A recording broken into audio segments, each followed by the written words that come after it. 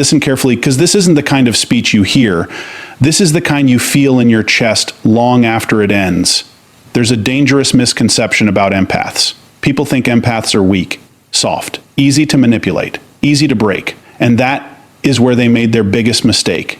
Because what they don't understand is that an empath isn't fragile. An empath is aware. They read energy the way others read words. They sense lies before they're spoken. They feel intentions before. Where actions happen, and yet they still choose kindness. That's not weakness. That's discipline. But here's the turning point the moment everything changes. When an empath is pushed too far, they don't shatter, they transform. You see, empaths give chances, more than most people deserve.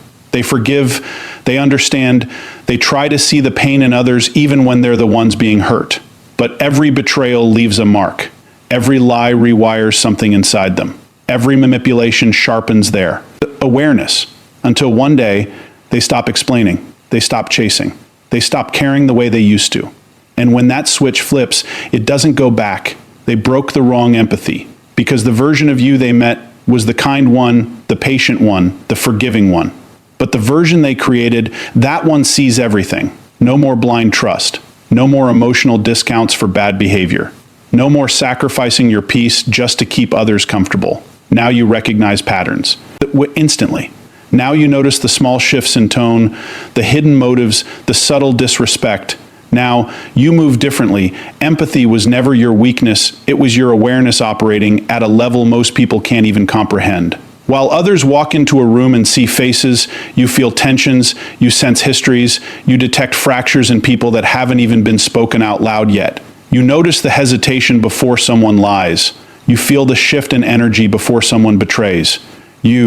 That's where catch the micro changes in tone, posture, breathing, the things most people miss because they're too distracted trying to be understood instead of understanding. And here's the part that confuses people about you.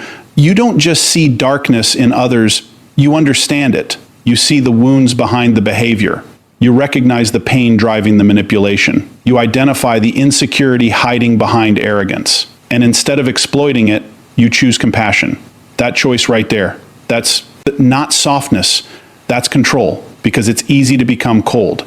It's easy to shut down. It's easy to mirror cruelty with cruelty and call it strength. But it takes a different kind of power to see exactly what someone is and still choose not to become it. People think you didn't notice. They think you were too kind to see what they were doing, too patient to catch their games, too forgiving to recognize their patterns. That assumption gave them confidence.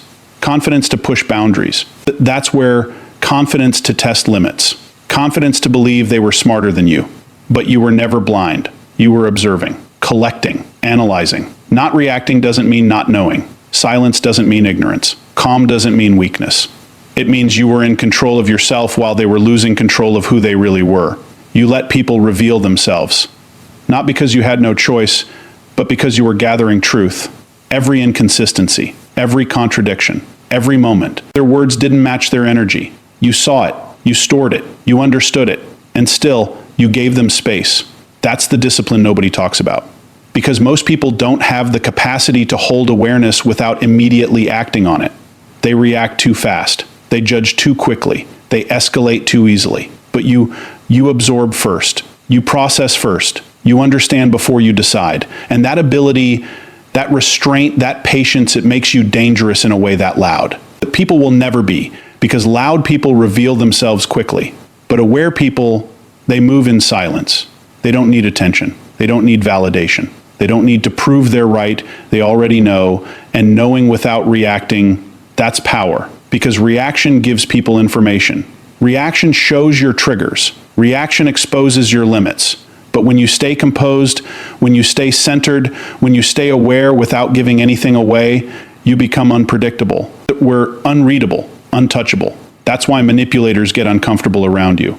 They can't figure out where they stand. They can't locate your weaknesses. They can't predict your next move because you're not playing the same game. They're operating on surface level tactics.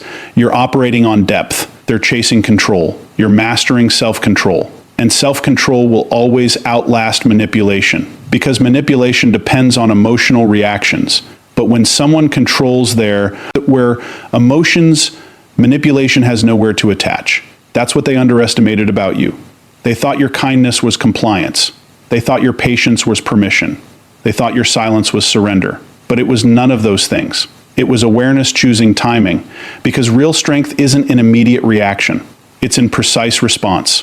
And you respond when it matters, not when you're provoked. You don't give energy to every situation. You don't invest emotion in every person. You don't fight every battle. You choose. And choice is power. Because the moment you realize you don't have to engage, you become free. Free from their expectations. Free from their manipulation. Free from their need to control how you feel. And that's when the shift happens. When they realize you're not reacting the way they expected. When they notice their tactics aren't working. When they feel your energy pull back, your attention withdraw, your presence becomes selective. That's where confusion sets in, because they built their strategy on the assumption that you were weak. But now they're facing someone who is aware of patterns, aware of intentions, aware of value. And once awareness reaches that level, it doesn't go backwards. You don't unsee what you've seen. You don't know what you've understood. You don't return to a version of yourself that tolerated what you now recognize. And that's what makes empathy powerful. Not the feeling, the control behind the feeling. Not the understanding, the discipline in how you use that understanding. Not the awareness, the restraint in how you express it. Because anyone can feel. But not everyone can feel deeply, understand clearly, and still remain in control of themselves. That's rare. That's precise. That's powerful. Pain didn't arrive to destroy you. It arrived to expose what you were capable of becoming. Every betrayal you went through wasn't random. Every lie you uncovered wasn't accidental. Every moment you felt that were used, drained, overlooked, it was shaping something deeper inside you. Because pain has a purpose most people never understand. It reveals patterns. It forces awareness. It strips illusions. At first, it feels like loss, like something is being taken from you. Trust, peace, innocence, the ability to see people the same way you used to. And that part is real. Something is being taken, but something else is being built at the exact same time. Something sharper, something more precise, something that doesn't just feel, but understands.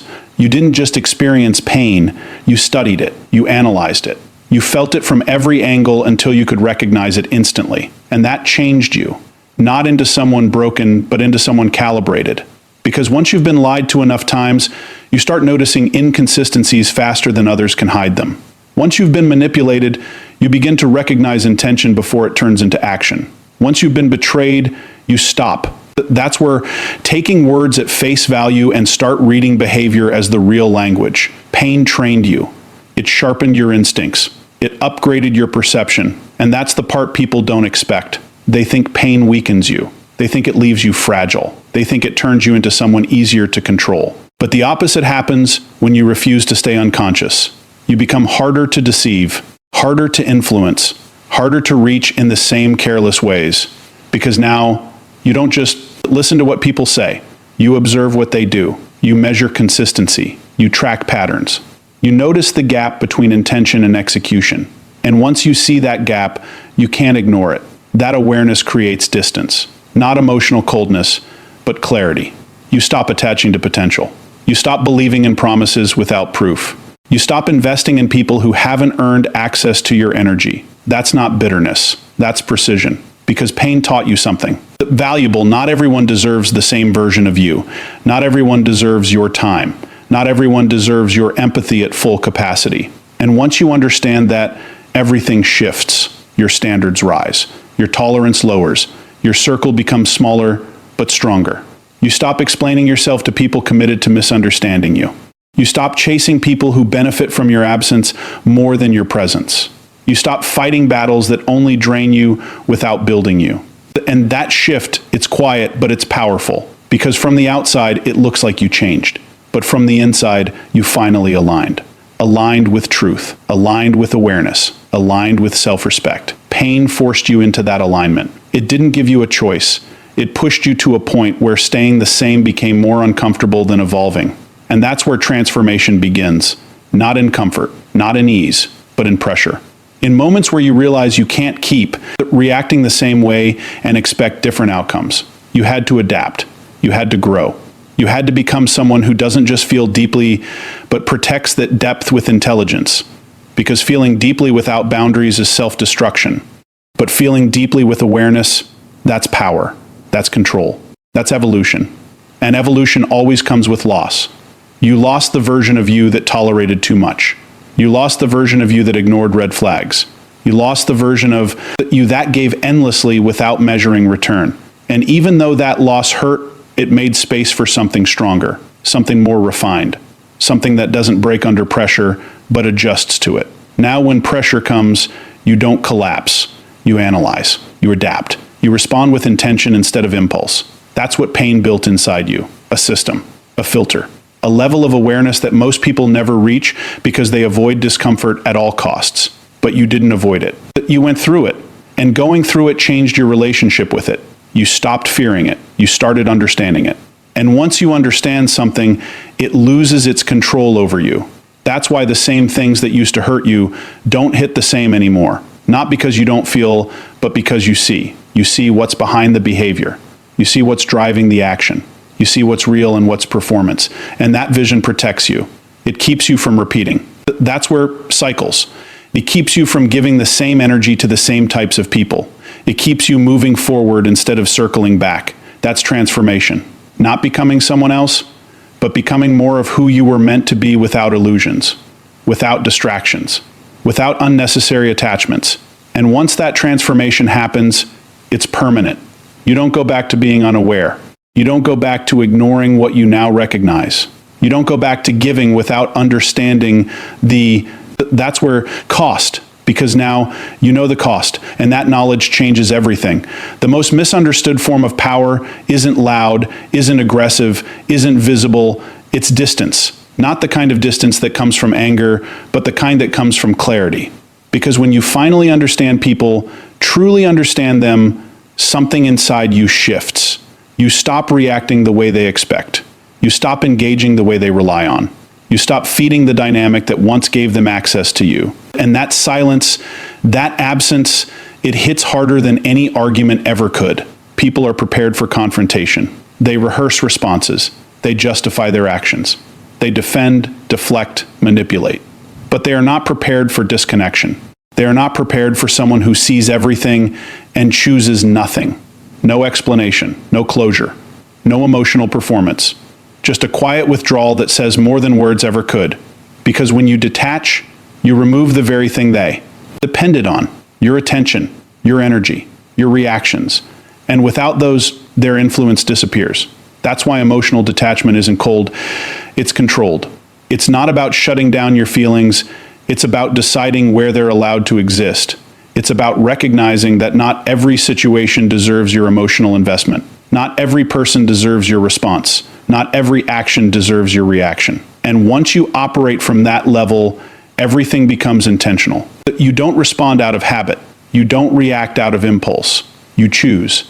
And that choice creates a kind of power most people will never experience, because most people are reactive. They get pulled into conversations they don't need to have. They get triggered by words that don't deserve attention. They get emotionally entangled in situations that only drain them. But you don't. Not anymore. Because you've learned that reaction is a form of permission. Every time you react, you give someone where access to your state. You allow them to influence your emotions. You hand them control without realizing it.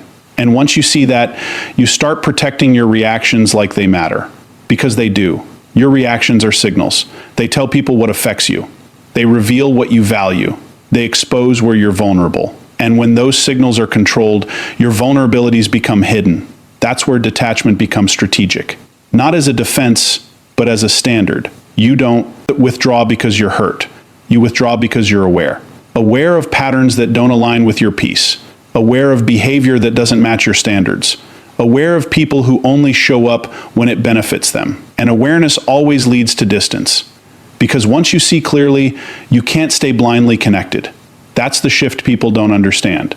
They think you changed. They think you became distant, cold, different. But the truth is, you became selective. You stopped giving unlimited access to people who never respected it. You stopped explaining yourself to people who never intended to understand. You stopped proving your worth to people committed to undervaluing you. And that decision, it cuts deeper than any words you could have said. Because words can be argued, words can be twisted, words can be ignored. But absence cannot be negotiated. Absence forces reflection. It creates a space where people are left with nothing but their own actions too. That's where confront, no distractions, no justifications, no emotional reactions to hide behind, just silence and the truth that comes with it. And for someone who relied on your presence, your energy, your attention, that silence becomes loud. It becomes uncomfortable. It becomes something they can't control because they were used to access, used to your availability, used to your willingness to engage. And now that access is gone. Not reduced, not limited. Gone. And that's where the real power shows. Where itself, not in what you say, but in what you refuse to entertain. Not in how you react, but in how you remain unaffected. Not in how you confront, but in how you disengage. Because disengagement is the ultimate boundary. It doesn't require agreement. It doesn't require understanding. It doesn't require permission. It simply exists. And once it's in place, it changes everything. You move differently. You think differently. You interact differently. Because you're no longer operating from a need. That's where to be understood. You're operating from a standard of self-respect. And self-respect doesn't argue. It doesn't chase. It doesn't convince. It decides. It observes. It removes itself from anything that doesn't align. That's what makes emotional detachment so powerful. It's not emotional emptiness. It's emotional discipline. You still feel. You still understand. You still see. But you don't give those feelings to just anyone. You don't expose that understanding to people who misuse it. You don't. Offer that depth to those who only operate on the surface. Because depth is valuable. And anything valuable requires protection. That's what detachment becomes. Protection without aggression. Distance without explanation. Control without force.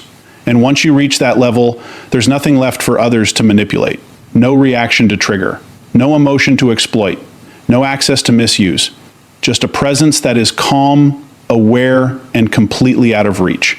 And that kind of presence, it doesn't need. That's where, to prove anything, it doesn't need to announce itself. It doesn't need validation. Because it knows exactly what it is and exactly what it refuses to become.